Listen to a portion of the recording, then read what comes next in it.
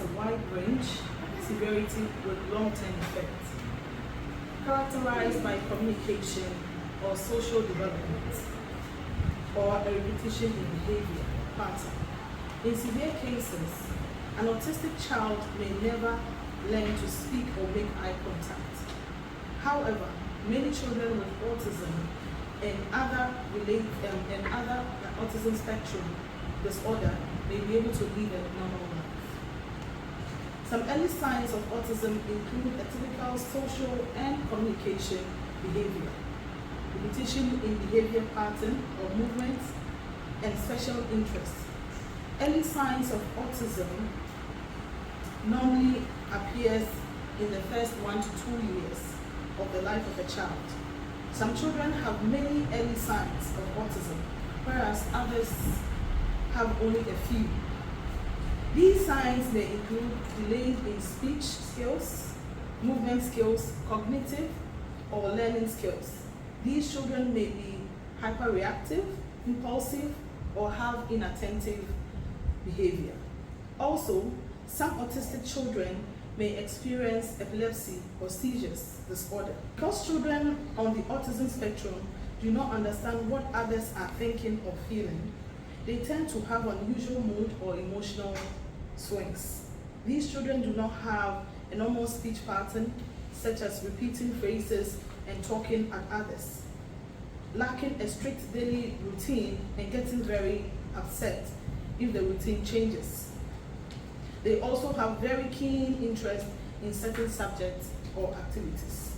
On the spectrum may not speak at all. In fact, it is established that around 25 to 30% of children with autism spectrum disorder are minimally verbal, which means they speak fewer than 30 or less words or don't speak at all. When an autistic person doesn't speak, it's known as non-speaking autism, or it may also be described as non-verbal autism. The cause of autism spectrum disorder is not known, but scientists believe it is caused by both genetic and environmental factors. Nevertheless, parents can provide some therapies on their own as a support in the house. Some of these supports we can look at is play therapy, speech therapy, applied behavior analysis, floor time, relationship development intervention, parent-child interaction therapy, which is the PCIT, for aggressive behaviors. These therapies are believed to help in treating children or people on autism spectrum. In as much as these children are unable to speak and express themselves, they have very good qualities. It is believed that people who are on the spectrum are very likely to be focused and hardworking, honest, polite and respectful, kind and caring. Qualities not only make them good employees, but also good friends and great people. Thank you. Therapies, both at home and then in the various institutions. So speech therapy, occupational therapy, behavioral therapy, these are actual tools that can actually help the child.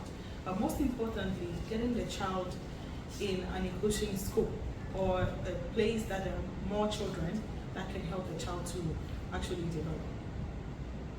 The parents also, the parents can exhibit things or they can engage the child in play, unlike in the past or like current situation where kids are just left to their tablets and there's no social development with those children. We are children's support for these families and stuff. Something that I believe that not just myself, but every institution that is taking care of special kids are advocating for.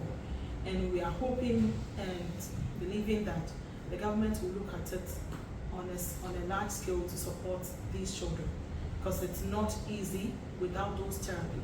It makes their growth in the society to be, it becomes very unfunctional for them without these therapy.